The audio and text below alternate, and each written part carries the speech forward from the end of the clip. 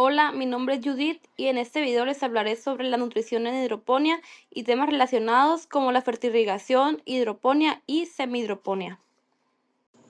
A continuación, se muestran tres sistemas de producción agrícola: fertirrigación, hidroponía y semihidroponía. La fertirrigación es un sistema que aplica los fertilizantes junto con el agua de riego, permitiendo una dosificación racional de nutrientes según las necesidades del cultivo, el suelo o el sustrato y las condiciones ambientales.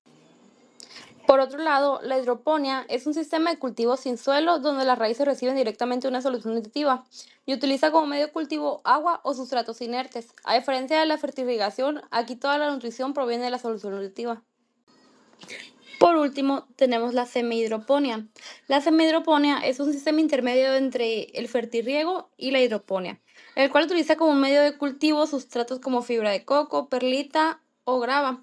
Pero también se aplican soluciones nutritivas. Las soluciones nutritivas son retenidas por los sustratos y retienen la humedad y los nutrientes. En resumen, las principales diferencias entre estos sistemas son el medio de cultivo, ya que la fertirrigación necesita el suelo agrícola tradicional para lograr su producción. La hidroponía no necesita de suelo, simplemente el agua, y la semihidroponía es una mezcla entre ambos, pero esta ocupa sustratos. Otra diferencia es que la hidroponía y semihidroponía se utilizan menos espacios, ya que la fertirrigación se necesita de suelos agrícolas tradicionales. Otra diferencia es que en los sistemas de hidroponía y semihidroponía el uso del agua es más eficiente y más controlado, a diferencia de los sistemas de fertirrigación. A continuación, les hablaré un poco sobre los nutrientes que necesitan las plantas, la función de cada uno y la forma química en que las plantas lo absorben. Recordemos que las plantas son organismos vivos que también necesitan alimentarse para realizar todas sus funciones, ya sean fisiológicas, crecer o poder reproducirse. Tres de los elementos básicos los obtienen a través del aire y los pueden producir mediante la fotosíntesis, procesando el CO2 y el agua para obtener carbono, oxígeno e hidrógeno. Sin embargo, hay otros elementos que hay que suplementarlos para que logren alcanzar los requerimientos mínimos. Esto se logra hacer mediante la fertilización. Estos nutrientes se pueden clasificar en tres grupos: macronutrientes, nutrientes secundarios y micronutrientes. Empezaremos con los macronutrientes, los cuales son tres. El primero de los macronutrientes es el nitrógeno. Este elemento forma parte de biomoléculas indispensables para la vida de la planta, como los ácidos nucleicos, proteínas, hormonas, clorofila y vitaminas, que participan en el crecimiento vegetativo de la planta. Este elemento la planta lo absorbe como nitrato o amonio. Después tenemos al fósforo. Este elemento es indispensable para todos los procesos celulares que involucran el consumo de energía, porque el fósforo forma parte del ATP, la moneda energética de las células. Otra de las funciones de este elemento es que la planta lo necesita para llevar a cabo los procesos como germinación, fotosíntesis, floración, formación de frutos y en general procesos de crecimiento y metabolismo. Este elemento logra ser absorbido por la planta en forma de fosfato de hidrógeno y monofosfato de hidrógeno. Como último elemento de los macronutrientes tenemos el potasio. Este elemento se requiere para la formación de azúcares, enzimas, aminoácidos, proteínas y almidón. También participa en síntesis de proteínas y en la división celular.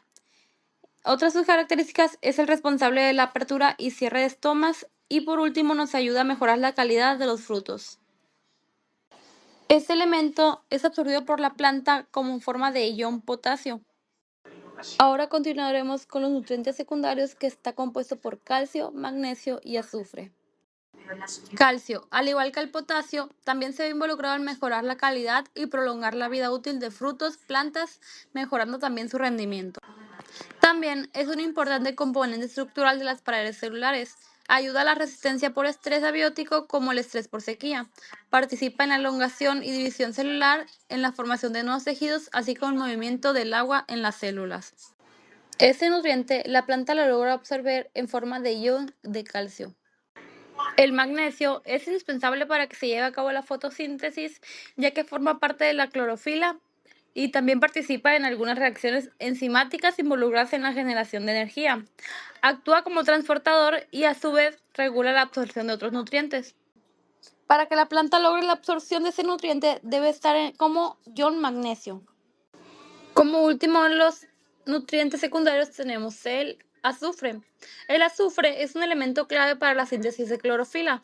Además, también forma parte de aminoácidos y proteínas y participa en el crecimiento de la planta y ayuda a que se recuperen del ataque de patógenos, plagas y diversos tipos de estrés. Para que la planta logre absorber ese nutriente tiene que estar en forma de sulfato. Por último, tenemos los micronutrientes, que está compuesto por hierro, zinc, manganeso, boro, cobre y molibdeno. El primero de los microelementos es el hierro. Al igual que los otros elementos que hemos mencionado, es importante para la producción de clorofila y actúa como catalizador en el transporte de oxígeno en las hojas durante este proceso. Y también participa en la división celular y el crecimiento de las plantas. Para que la planta logre absorber ese nutriente, el hierro debe encontrarse como ion férrico. El manganeso actúa como catalizador de energía, activando enzimas y participa en la fotosíntesis a través de la producción de clorofila y la respiración celular. También ayuda a acelerar la germinación de semillas y participa en la formación de vitaminas, mejorando el color verde y aumenta el contenido de azúcares. Para que la planta logre absorber ese nutriente, debe encontrarse como ion manganeso. El boro participa en muchos procesos, como es la síntesis y movimiento de azúcares, producción de carbohidratos, formación de la pared celular, división celular, absorción del calcio y transporte de hormonas. También ayuda a la floración, la germinación y viabilidad del polen, la calidad de las semillas y fructificación. Para que la planta logre la absorción de este nutriente es necesario que se encuentre como borato. El zinc forma parte de muchas enzimas y funciona como cofactor. Es fundamental en la formación de auxinas. También las hormonas de crecimiento vegetal y participa en el metabolismo de carbohidratos y el crecimiento del tallo. Para que la planta pueda absorber ese nutriente se tiene que encontrar como ion zinc. El cobre también actúa como cofactor en varias enzimas, incluidas las enzimas de la fotosíntesis y la respiración celular. Además, es un componente integral de los cloroplastos, por lo que es indispensable para estos procesos. También participa en el proceso de metabolismo del nitrógeno y de carbohidratos, en la formación del polen, semillas, granos y frutos. También ayuda a evitar la muerte de las hojas. Para que la planta pueda absorber este nutriente, se debe estar disponible como ion de cobre. Por último, tenemos el molibdeno. Este nutriente está presente en muchas enzimas como la nitrato reductasa y la nitrogenasa. Juega un papel muy importante en el proceso de fijación del nitrógeno. Absorbido tiene que encontrarse como molibdato. A continuación, hablaremos sobre el uso de fertilizantes y algunos criterios para su selección, considerando las condiciones del suelo, agua y si es sistema hidropónico o fertirriego. Uno de los principales criterios para tomar en cuenta es el pH, ya que un pH elevado provoca la precipitación y el bloqueo de elementos esenciales como el hierro, fósforo y manganeso. El pH del agua determina la disponibilidad de los nutrientes. Si el agua es alcalina, se debe seleccionar fertilizantes de reacción ácida para neutralizar los bicarbonatos y bajar el pH a niveles óptimos, que serían en un rango entre 5.5 a 6.5. Otro criterio a tener en cuenta sería la presencia de calcio y magnesio. Si el agua es dura, o sea, rica en magnesio y calcio, se debe descontar este aporte de la fórmula de fertilización para evitar consumos excesivos y desequilibrios nutricionales. Al igual que el agua, también existen algunos criterios basados en las condiciones del suelo, ya que el suelo actúa como un amortiguador físico y químico y la elección de fertilizante debe corregir o adaptarse a sus propiedades. Uno de los criterios a tomar en cuenta es el pH del suelo, ya que en suelos alcalinos se prefieren fertilizantes que acidifiquen la zona radicular. Esto para favorecer la absorción de microelementos, los cuales se bloquean al tener un pH alto. Por el contrario, en suelos ácidos se priorizan fuentes de nitrógeno que tienden a basificar ligeramente o no alterar el pH negativamente. Otro factor que se debe tener en cuenta es la textura y capacidad del intercambio catiónico, ya que en suelos arenosos los nutrientes se lixivian fácilmente y se requiere un fraccionamiento muy estricto de los fertilizantes, mientras que en suelos arcillosos el suelo retiene más cationes, lo que permite una mayor flexibilidad, pero exige controlar la acumulación de sales. Otro criterio para tener en cuenta son los nutrientes retrógrados o fijados, ya que en suelos calizos el fósforo se fija rápidamente como el fosfato de calcio insoluble.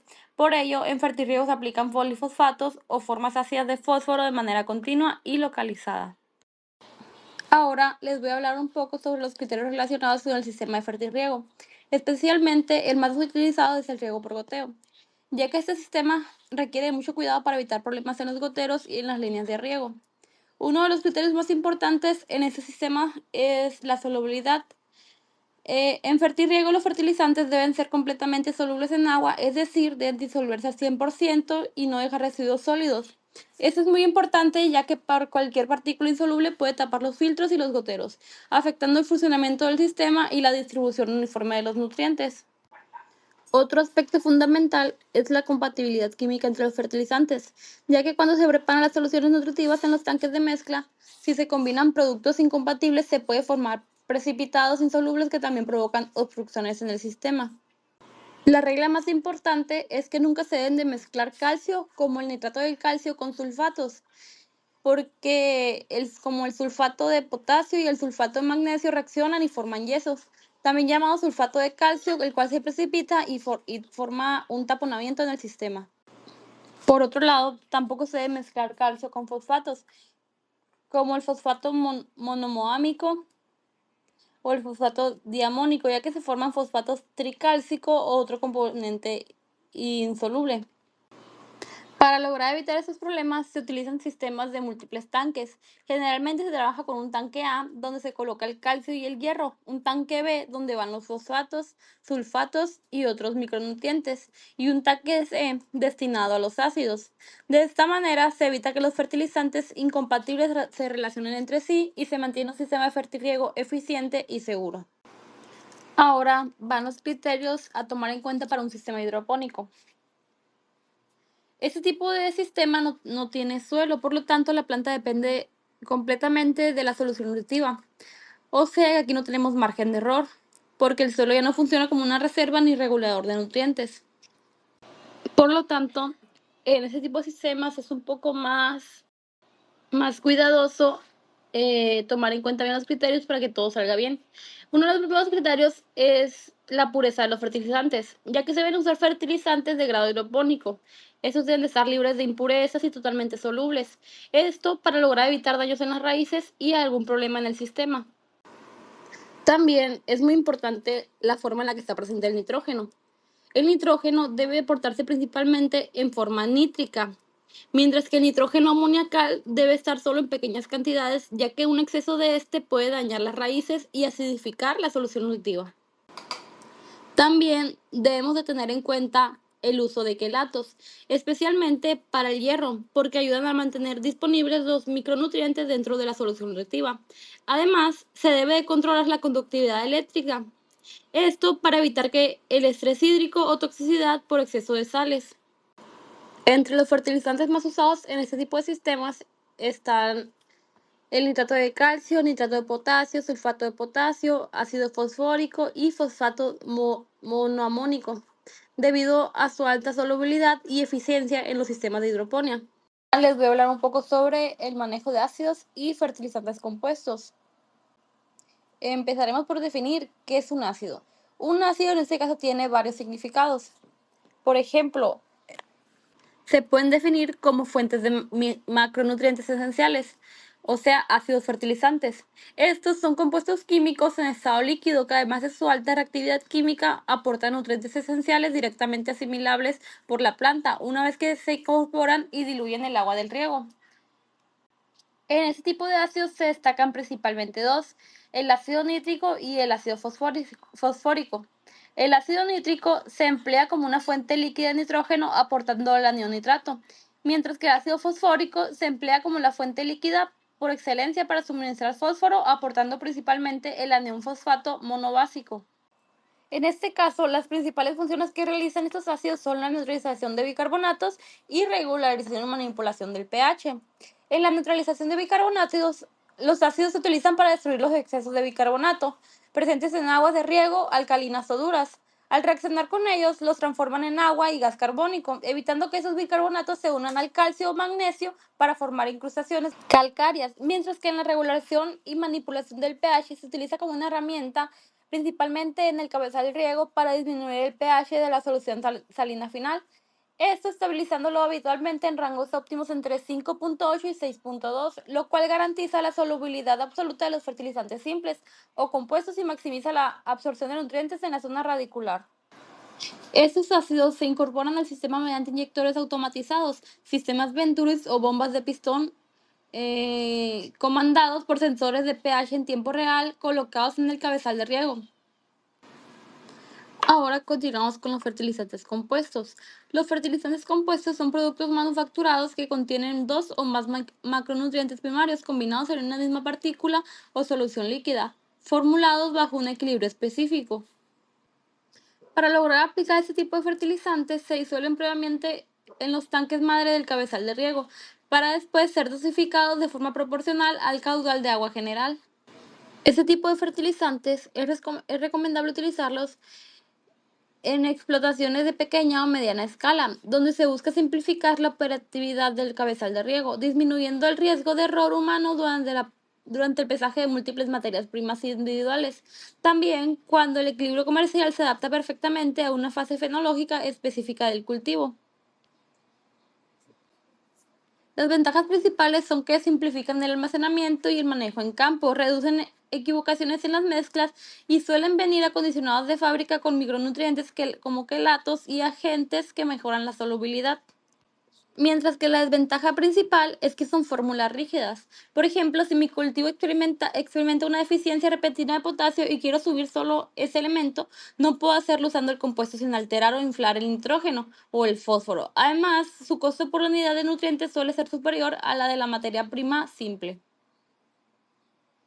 Ahora, continuando con los temas, hablaremos un poco sobre los micronutrientes. Eh, las plantas necesitan estos elementos en cantidades verdaderamente minúsculas, estamos hablando de partes por millón o miligramos por litro, pero su ausencia total o su indisponibilidad en el medio radicular bloquea por completo los procesos metabólicos más vitales de la planta, como lo es la fotosíntesis, la respiración celular o la síntesis de hormonas. Aquí, si nosotros aplicamos metales como el hierro, magnesio, zinc, cobre, en sus formas de sales simples, por ejemplo, usando sulfato de hierro o de tipo sulfato de magnesio dentro de un suelo calizo o en aguas con un pH superior a 6.5, ocurre un desastre químico. Estos metales reaccionan de inmediato con los iones de hidroxilos y los carbonatos precipitando en forma de compuestos insolubles. Básicamente se vuelven piedras y la raíz no puede absorberlos. Y para solucionar esto se recomienda el uso de quelatos. Un quelato es una especie de abrazo químico que rodea al ion metálico. Esta estructura protege al nutriente impidiendo que reaccione con el medio exterior y que se precipite, pero manteniéndolo completamente soluble y disponible para la membrana de la raíz que lo pueda absorber. Sin embargo, es importante mencionar que existen varios tipos de quelatos y no cualquiera funciona en cualquier escenario, sino que se necesita una estabilidad de esos quelatos según el pH de la solución o del suelo. También hay micronutrientes que no se aplican en forma de quelatos, como lo es el boro y el molibdeno. Esos elementos no se comportan como cationes metálicos en el agua, sino que actúan de forma de moléculas neutras o aniones, como el ácido bórico o el molibdato sódico. Por lo tanto, se aplican directamente como sales puras solubles porque no sufren los mismos problemas de bloqueo para que el hierro o el manganeso. Ahora que explicamos un poco de los microelementos y cómo funcionan los quelatos como escudos protectores, es momento de profundizar en las sales simples y las fuentes de fertilizantes que aportan los micronutrientes. Las sales simples son la forma más tradicional y económica de aportar micronutrientes. Físicamente se presentan como polvos cristalinos de alta solubilidad, La gran mayoría de estas fuentes combinan el microelemento con el anión sulfato. Por ejemplo, el manganeso utiliza el sulfato de manganeso. Esta es una fuente muy soluble que aporta un porcentaje muy importante de manganeso elemental purificado. El zinc se presenta como sulfato de zinc. Es sumamente eficiente en medios que no tienen alcalinidad. Para el cobre empleamos el sulfato de cobre, conocido comúnmente como vitriolo azul. Además de aportar como cobre nutricional, tiene un ligero efecto higienizante en las líneas de riego, aunque debemos cuidar la dosis para no causar fitotoxicidad. Y por último, para el hierro, aunque ya vimos sus limitaciones de bloqueo en el suelo, existe un sulfato ferroso. Este es muy económico y se reserva casi exclusivamente para aguas y sustratos muy ácidos o para correcciones de choque vía foliar. Por otro lado, existen formulaciones premezcladas de fábrica donde todos los metales como hierro, manganeso, zinc y cobre ya vienen previamente mezclados y quelatados y combinados en un solo saco junto con el boro y molibdeno, en proporciones perfectamente balanceadas para cultivos generales. Este tipo de fertilizantes son ideales en hidroponía y fertirriego automatizado, porque en lugar de estar pesando de forma individual 2 gramos de cobalto, 5 de zinc, 10 gramos de manganeso y elevar nuestro ahorro humano, el técnico simplemente calcula la dosis global por completo y se asegura de cubrir todo el aspecto de microelementos de una sola vez. Ahora, continuando con el siguiente tema, hablaremos un poco sobre el manejo de aguas de riego cuando presentan contenidos importantes de bicarbonatos, carbonatos, boro y sodio. Normalmente, cuando nos enfrentamos al análisis químico del agua para uso agrícola, no siempre nos topamos con los recursos ideales, sino que puede haber algunos contenidos no deseados. Por ejemplo, en el caso de un agua cargada con bicarbonatos y carbonatos, básicamente nos enfrentamos a dos amenazas. Primero, un pH persistente elevado y alcalino. Y el segundo, una altísima probabilidad de que esos aniones se combinen de forma natural con el calcio y el magnesio disueltos. Al hacerlo, se precipitan inmediatamente como carbonato de calcio, formando incrustaciones de sarro que obstruyen de manera irreversible los goteros, rompiendo la uniformidad del riego en toda la parcela. Para solucionar ese problema, se debe llevar un manejo técnico que consiste en acidificación continua. Esto es que se inyecta ácido nítrico o ácido fosfórico directamente al flujo de agua. El objetivo de esto es destruir químicamente los bicarbonatos sobrantes, liberando protones que los convierten en agua y gas carbónico que se evapora. Sin embargo, debemos tener cuidado porque también se comete un gran error en el campo, que es querer eliminar todos los bicarbonatos, pero se debe dejar siempre un remanente de seguridad de 0.5 de bicarbonatos en el emisor. Este residuo actúa como amortiguador o buffer que impide que el pH caiga en rangos excesivamente ácidos que destruirán las raíces. Además, nunca olviden que el nitrógeno o fósforo liberado por el ácido debe representarse estrictamente del cálculo general de los fertilizantes sólidos. Otro caso que podríamos encontrar es que haya un contenido importante de boro. El boro es un elemento sumamente delicado debido a que su umbral entre la deficiencia y la fitotoxicidad es extremadamente estrecho. Si el análisis del agua arroja concentraciones superiores a 1 o a 2 miliequivalentes o partes por millón, y estamos ante un agua restrictiva que provoca clorosis y severas quemaduras marginales en las hojas viejas de la mayoría de nuestros cultivos hortícolas. En ese caso, la situación se maneja de la siguiente manera. La fracción de lavado, que es el boro, tiende a quedar retenido en la matriz del suelo, por lo que estamos técnicamente obligados a calcular e incrementar un porcentaje extra en el volumen del agua de cada riego. Esto genera un flujo descendente constante que arrastra el boro móvil fuera de la zona de máxima densidad radicular.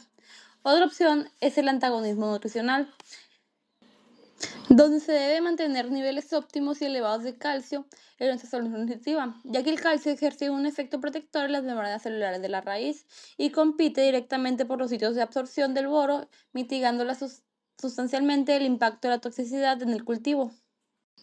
Finalmente tenemos al sodio.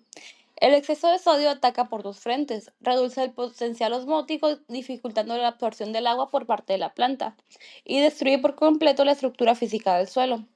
El sodio se dispersa las arcillas, por lo que provoca la pérdida de agregados, compactando el terreno y volviéndolo impermeable y carente de oxígeno. Por último, hablaremos sobre el pH y la conductividad eléctrica.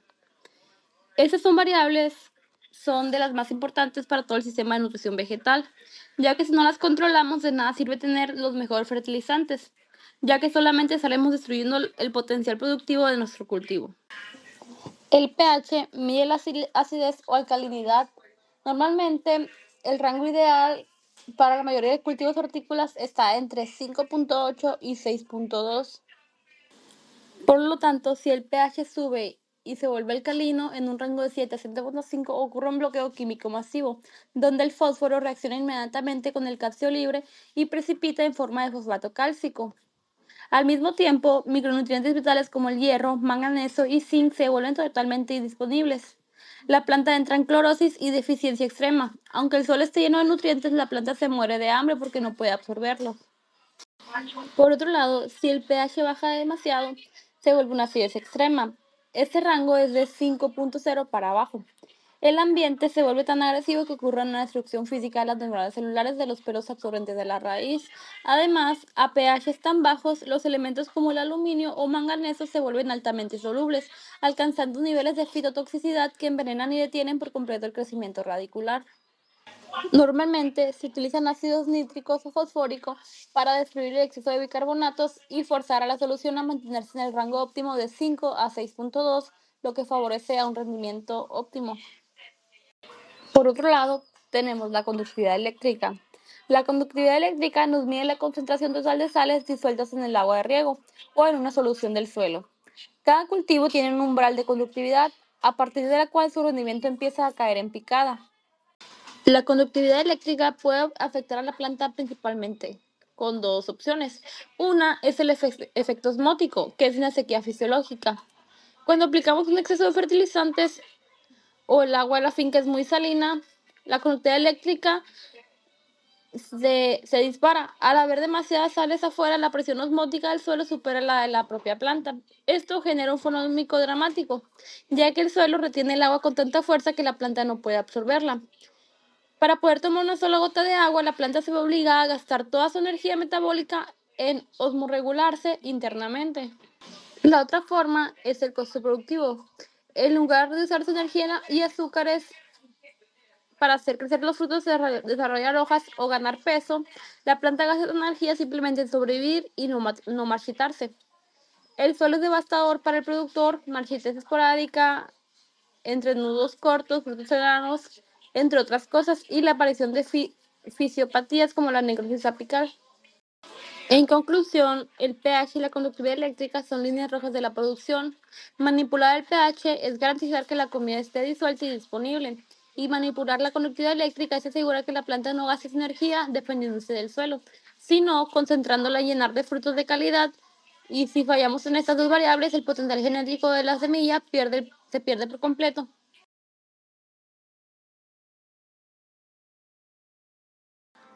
A continuación, con la información antes mencionada, les voy a explicar paso a paso cómo se realiza una solución nutritiva, utilizando el análisis de agua y de suelo. Primero que nada, recordemos que una solución nutritiva es una mezcla de agua y fertilizantes disueltos que contienen todos los nutrientes esenciales que necesita la planta para crecer, desarrollarse y producir frutos. Recordemos que en esta solución se aportan macronutrientes como nitrógeno, fósforo, potasio, calcio y magnesio, además de micronutrientes como hierro, zinc, manganeso y boro. Todos estos nutrientes deben estar en cantidades equilibradas para que la planta pueda absorberlos fácilmente. Las soluciones nutritivas se utilizan principalmente en hidroponía y fertirriego, donde los nutrientes llegan directamente a la raíz por medio del agua de riego. Además, se controla el pH y la conductividad eléctrica para asegurar que las plantas aprovechen correctamente los nutrientes y evitar deficiencias o toxicidades. A continuación, tomaremos como ejemplo el siguiente problema. Usted fue contratada para producir pepino. Diseñe el plan de manejo de la solución nutritiva considerando el análisis de suelo y agua y bajo una conductividad eléctrica de 2.70 decímenes. Aquí el problema ya nos dice que vamos a trabajar con una conductividad eléctrica de 2.40 decímenes y nos está dando los datos de agua de riego y del suelo. A continuación, para tener un mejor control de estos datos y lograr la elaboración de una solución nutritiva, elaboraremos una tabla donde meteremos los datos tanto de agua y suelo y los decímenes con los que vamos a trabajar de la siguiente manera. Aquí lo que se hizo para calcular los decímenes totales, o sea, lo que está en rojo, fue calcular los decímenes dados por, en este caso para nitratos se multiplica por 12 y luego se divide entre 2, dándonos 14.4. Para los de dihidrógeno fosfato, en este caso calculamos 2.4 por 1 entre 2, dándonos 1.2. Para los sulfatos calculamos 7 por 2.4 y de igual manera lo dividimos entre 2 y nos dio 8.4. Para el potasio multiplicamos 2.4 por 7, dividido entre 2 nos da 8.4. Para el calcio multiplicamos 9 por 2.4 y dividido entre 2 nos da 10.8. Para el magnesio fue igual 2.4 por 4 y dividido entre 2 nos da 4.8. Esto ya es como una regla general que siempre se va a dividir por estos números. Se va a multiplicar, por estos números y se divide entre 2. Y los datos de agua y suelo son, o sea, ya no los dieron, vienen en la diapositiva anterior. Solo los pasé a la tabla para tener una mejor vista de todos los datos y poder realizar la solución nutritiva de una manera más limpia. A continuación realizaríamos el ajuste. Aquí simplemente se le resta lo de los decímenes, se le resta el agua y el suelo. En este caso a lo rojo le restaríamos lo azul y lo café. En el caso de los nitratos serían 14.4 menos 1.7 y nos da 11.7. En el caso de los de hidrógeno fosfato le restaríamos a 1.2, le restaríamos 0.25, quedándonos 0.95. En los sulfatos restaríamos a 8.4, le restaríamos 3.2 y 0.5, dándonos un total de 4.7. En el potasio a 8.4 le restaríamos 0.85, dándonos un total de 7.55. En el calcio tenemos 10.8 y le restaríamos 3.6 y el 2.6 nos queda un total de 4.6. En el magnesio restaríamos un total de a 4.8 le restaríamos 1 y 0.25, dándonos un total de 3.55. Ya que tenemos nuestro ajuste, podremos iniciar con los fertilizantes para nuestra solución nutritiva. En este caso en específico notamos que en los bicarbonatos tenemos un exceso de 3.1, sabiendo que anteriormente vimos que tenemos que tener máximamente 0.5 para que sea óptimo. Así que lo primero que haremos será aplicar ácido sulfúrico para contrarrestar esto. Aplicaremos 2.6 de ácido sulfúrico para que los bicarbonatos nos queden en un 0.5, que es lo que se espera. Después de esto, como regla general, aplicaremos primero nitrato de calcio para lograr cumplir con el requerimiento de calcio. En este caso aplicaremos 4.6, que es nuestro requerimiento total necesitado. Y como es nitrato, pondremos 4.6 en los nitratos y 4.6 en el calcio. Después veremos cuál es el requerimiento más bajo que tenemos. En este caso, nuestro requerimiento más bajo son los fosfatos con 0.95. Entonces agregaremos el 0.95 en los sulfatos y en el potasio. Hasta este punto ya hemos cubrido el requerimiento de calcio, fosfatos y nos falta potasio, magnesio, nitratos y sulfatos. A continuación cubriremos el requerimiento del potasio. Tenemos un requerimiento de 7.55, al cual regresaremos el 0.95 y nos dará un total de requerimiento de 6.6, lo cual lo completaremos con nitrato de potasio. Por lo tanto, pondremos el 6.60 tanto en los nitratos como en el potasio. Con esto ya nos quedaría cubierto el requerimiento del potasio y nos continuamos con los siguientes. Ahora, de igual manera, buscamos nuestro requerimiento más bajo, que en este caso es el magnesio con 3.55. Por lo tanto, aplicaremos sulfato de magnesio tanto en el magnesio como en los sulfatos. Agregando estos 3.55 logramos cubrir el requerimiento del magnesio. Hasta aquí ya logramos cubrir todos los requerimientos a excepción de los nitratos, donde teníamos un requerimiento de 11.7, pero restándole el 4.6 y el 6.6 aportados, nos queda un faltante de 0.5, el cual, como lo habrán notado, al momento de completar el requerimiento del calcio, en los sulfatos nos pasamos por 1.45. Sin embargo, hay una regla que dice que por cada 2 decimímenes nos podemos pasar hasta por 3.000 equivalentes en los sulfatos. Así que, base a esta regla, estamos dentro de los parámetros óptimos. Cubriremos con ácido nítrico con una cantidad de 0.5. Y con esto ya tendríamos nuestra solución nutritiva en balance. Ahora, el siguiente paso es calcular los mililitros por metros cúbicos que necesitamos de cada ácido. Para esto se utiliza la siguiente fórmula. La fórmula es peso equivalente por los 1000 equivalentes que nos dio la solución nutritiva por pureza y densidad. Sin embargo, para conocer el peso equivalente, principalmente debemos calcular el peso molecular. El peso molecular lo dividimos entre el número de valencias y eso nos da el peso equivalente. En este caso, el ácido nítrico tiene 63 de peso molecular y una valencia, mientras que el ácido sulfúrico un total de 98 en peso molecular, pero tiene 2 valencias, por lo tanto, nos queda con un total de 49 como peso equivalente. Ahora, como la fórmula principal era peso equivalente por 1000 equivalentes entre pureza y densidad, para el ácido sulfúrico calcularemos los 49 que nos da el peso equivalente por los 2.6 mil equivalentes que ocupamos en la solución nutritiva y luego lo multiplicamos por lo dividimos por 0.98, que es la pureza de este ácido, y por 1.8, que es la densidad.